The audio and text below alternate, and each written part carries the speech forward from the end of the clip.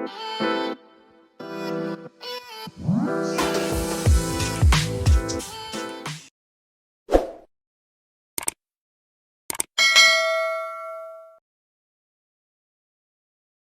right, so we will jump in. And today's topic of part of our trio is recruit. So recruitment, looking at your team structure and how to get that freedom for more travel while still ensuring that you're fulfilling for your clients. So scaling your business, you must have a deep and narrow team. That's a really important part of the Wize way of getting a business that runs without you and allows you that freedom and ensures that the work is delivered. So we're going to hear a bit more about this process with Jamie. So the different roles that make up a deep and narrow team. Yep. Thanks, Kristy. Yeah. Happy to share my wisdom and what I learned from Ed. Thanks, Jamie. So I guess firstly, hearing the term deep and narrow and the different roles, can you briefly explain to us the roles that make up the deep and narrow team structure? Yeah, or maybe I'll copy Ed's lead here. Ed always mentions context, and everyone probably remembers that. But just to give you the context first, guys, all around the world, obviously there's businesses and accounting firms, bookkeeping firms are no different. And as we add people, if we're sort of not knowledgeable and don't know how to manage a team, we're just going to sort of add people organically. Easiest way to do that is just to add someone and say, hey, look, you start next week, you can report to me. And what happens is you'll win a few more fees, you'll win a few more clients, and then you'll think, oh yeah, well, I'll hire someone else and that they can start in a couple of weeks, and then you'll say to that person, you can just report to me. And so that goes on and on.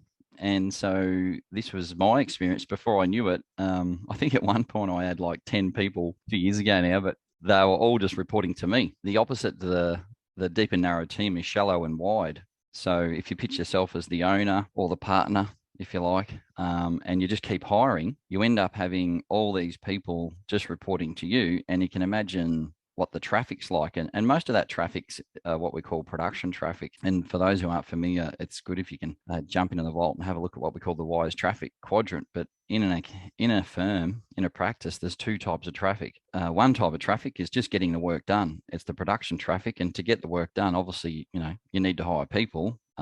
Initially, you do the work, you do the production traffic yourself. And then the issue is as you hire, you're not aware, as I wasn't aware, of how to structure a team to get the most out of people and how to utilize complementary skills. The other traffic is communication traffic. So communication traffic is just traffic with your clients. And the Wize Vault's got some really, really good videos and some templates explaining what communication traffic is. In that context, if you can sort of go back to what the worst scenario is, as I just explained, the worst scenario is you just keep hiring people and you just keep getting them to report to you. The communication lines, it just gets overwhelming. And not only that, what I haven't mentioned is that most of us as firm owners, when we start out, we have all the clients reporting to us as well. I just started from the home office, by myself years ago. And what I found was not only did I have all the clients coming to me, and clients just added, and I also had all the team members coming to me. And years ago at one point ended up in hospital just from the stress. And I thought, nah, there's got to be a better way. Yeah, it's a lot to be the one that funnels it all through. Yeah, and it's isn't it crazy? Like when I started my firm, I never had any training on like how to manage people or how to structure teams and all that sort of thing. And then when I met Ed, he really started laying down the foundations for how to structure your team and then how to scale your firm as well. There's 3 barriers to growth that I learned from a chap called Vern Harnish, and one is leadership, and that's just knowing the how. If you're going on a journey, you've got to know how to get there. So you've got to have the know-how. The other one is logistics, and the other one is marketing and sales. But the second one with the logistics, that's logistics with people, or how you structure people. It's so important to have the deep and narrow teams, and with everyone on the benefits of that, and why it just really leverages off of people. I think the biggest thing to say, Kristy, is you get leverage out of your senior people and then all the way down. So at a really high level, or sort of a helicopter level, as we say, you've got 3 different groups of people. You've got your finders, your minders, and your grinders. And your finders are people with really quite good interpersonal skills, that are people person. They love dealing with people and clients. And then you've got your minders who are quite technical, very well organized, and are happy to oversee the production of work and not necessarily speak to clients. So straight away, you can see the complementary skills that we're after.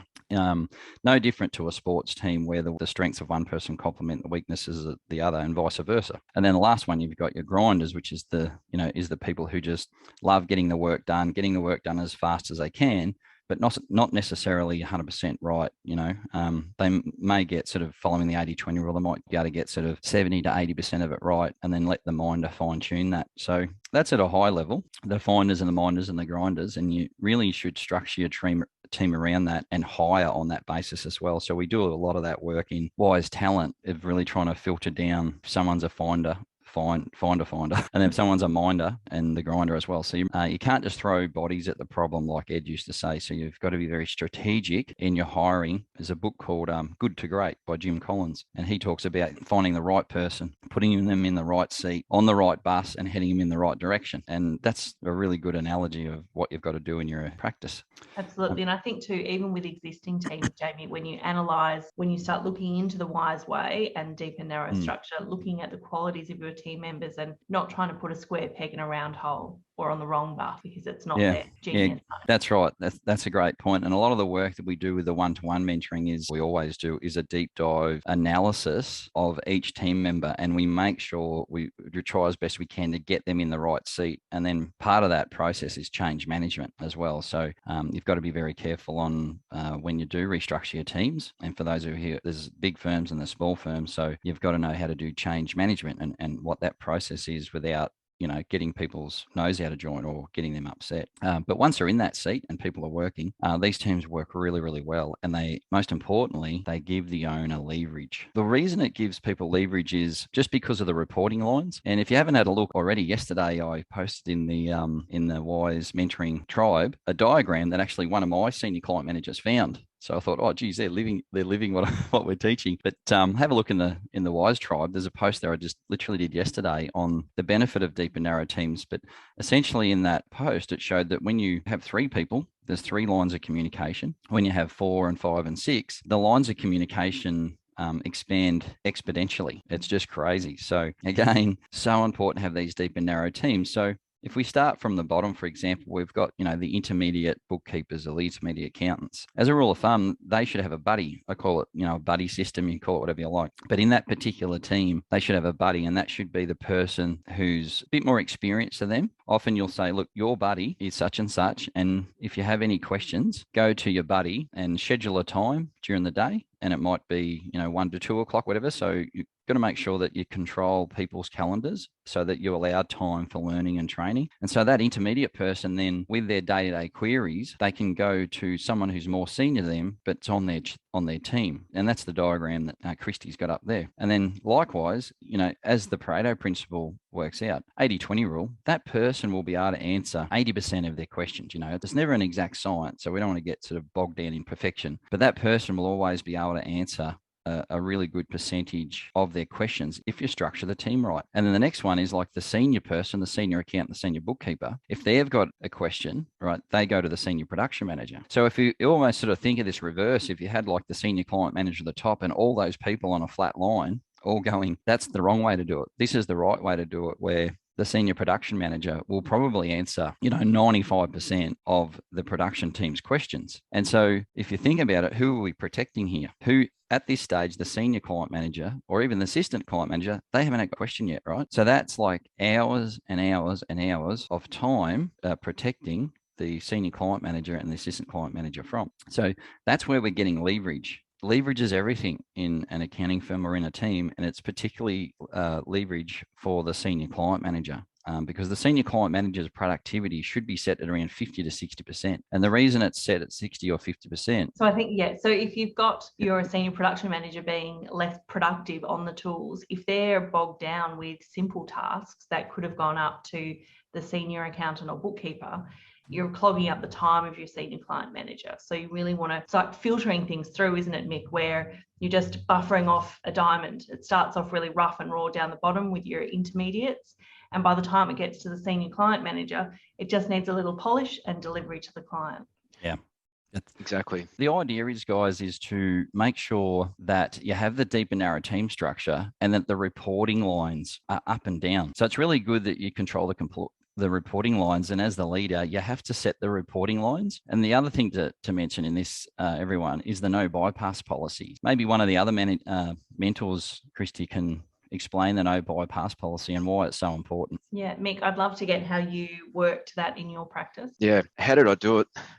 It's a good question, actually. It's making me reflect on how I did do it. But following Jamie's advice, first of all, I started dripping on the senior people in the team just to start getting their buy-in around the deep and narrow team structure. And that's very important because ultimately it's like a movement within the team, but you need key people to influence everybody and show particularly the production team that this is the way to go, and we're all on the same bus here. So in terms of the no bypass policy, the way I like to think about it is, if you don't use the no bypass policy, that's how the client managers get dragged back into production work. So if you can imagine, the line sits just above the senior production manager there. So the point is that the client managers can't go straight down to the production team and ask them to do a piece of production work. And equally, the production team shouldn't come straight back up to the client managers with any of their queries. If you fall into the trap of taking on a query from one of the production team, as soon as you entertain that, you've instantly taken ownership of that job again. And all of a sudden it's back on your plate.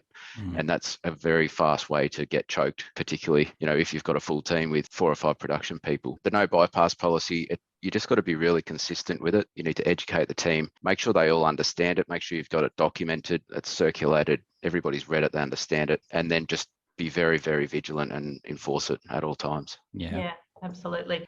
I'm a little bit newer to the no bypass policy. I've been implementing it for a good few months now, but I sort of look at it, I have it printed out on my wall because I am still a bit notorious for stepping back in and just getting things done at times, and especially around deadlines, and using it sort of as that filtering. Who should this really go to? What type of communication traffic is it? Is it communication or production? Who's responsible? And making sure that I use that on a regular basis to keep the work moving through. In a practical sense too, once you start doing it, everyone, it can be really hard for people to break habits. So what I mean by that is, you might have a graduate accountant or a junior bookkeeper, and they might come to you as the owner of the firm or the practice principal, whatever. They might continually come to you. So you have to continually remind them, once you've had your meeting about putting your teams together and everyone knows what their role is, just be aware that it can take 5, 6, 7 times until they know who their direct report is. Another way to pitch it is, this is just direct line reporting in a deep and narrow team. So I remember years ago,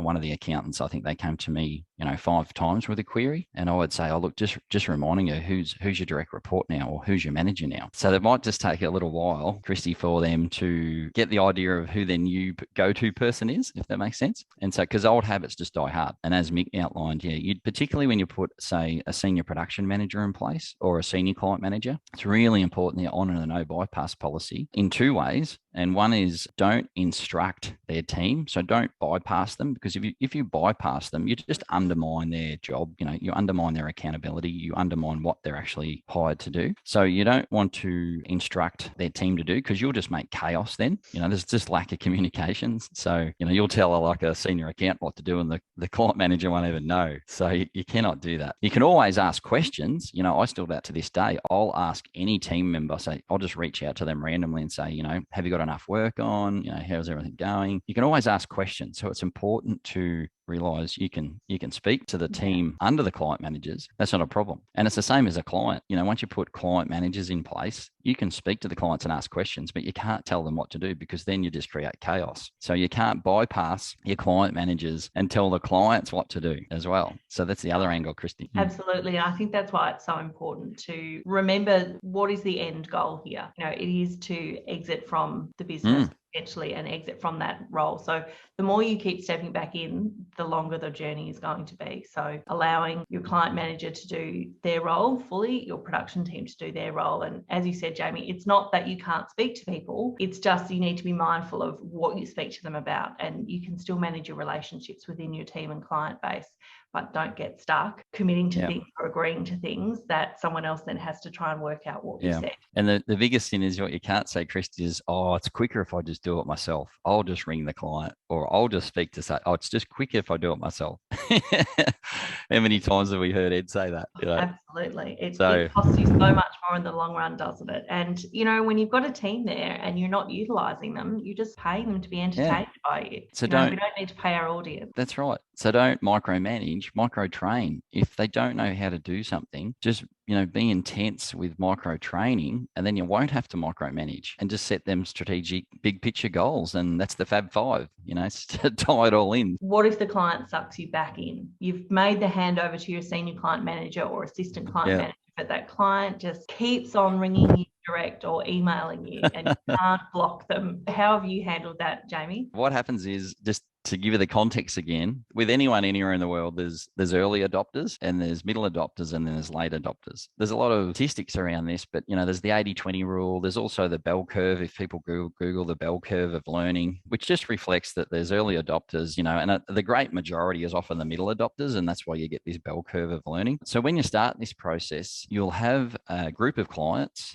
particularly when you're introducing a client manager, you'll have a group of clients who say, oh yeah, no worries. Oh yeah, I'm happy to work with Mick, and you'll get very little pushback. And then, straight away that group of clients will just start working. We'll just use Mick as an example. So they'll just start working with Mick, straight away, and they won't really come back to yourself. And then you'll have the sort of the middle adopters where, yes, you're actually right. They will call you, they will email you. So every type of interaction that you can imagine, they'll come back to you. So the way to do that is, particularly if you've done the handover meeting and you've done the introduction, that's where it starts off. And so you've got to gauge the clients. And another concept is some clients are crystal glass clients. Like, you make the slightest little change and they'll crack, they'll stress out. Other clients, what Ed used to tell me, are rubber cup clients. You can make a mistake, they'll bounce around and they'll be fine. Just to give you the context, understand the nature of each client. And we all know which clients are easygoing and ones that aren't. But the important point is, like, once you've done the introduction and the handover, is, often you'll get an email or a phone call. And this used to happen to me all the time when I went through the process. And I would say, look, hey, Mick, you met such and such the other day in an introduction. And I would say to Mick, can you draft an email, Mick, to their question? I'll check your email. Then you can send it and CC me, right? So what would happen is your client manager would then draft the email. You would check it. You would just fine tune it.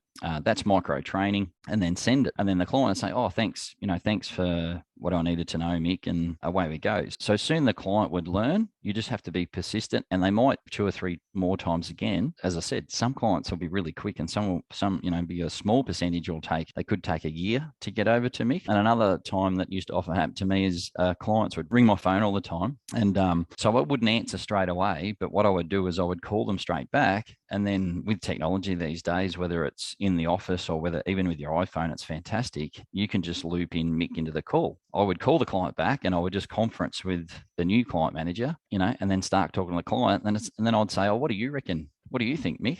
And then Mick would say, oh, yeah, I reckon we could do it this way, Joe. So I like that strategy, Jamie. I've done the email thing, and I love seeing in our workflow timeline now, clients are emailing the client manager direct, but I hadn't thought of conference calling in with the client manager too when you're on a call with the client. I think they're just real practical ways, and I just do them all the time. And sooner or later, most people just want service, Kristy. They just want an answer. They just want someone who's friendly, who can give them the professional advice they need, and they need it in a timely manner. And as long as you stick to that system, believe in your client managers, believe in and micro train them, be there 24/7 to support them in their role, because your role as the leader is to make them successful. So you do whatever you can and make sure you don't bypass them. And there's just a couple of practical techniques I shared that work. But as I said, with the context, make sure you understand the client. Some clients are crystal glass, some are rubber cup. And remember, you've got early adopters, middle adopters, and late adopters. That's the key. Yeah, that's awesome. Thanks, Jamie.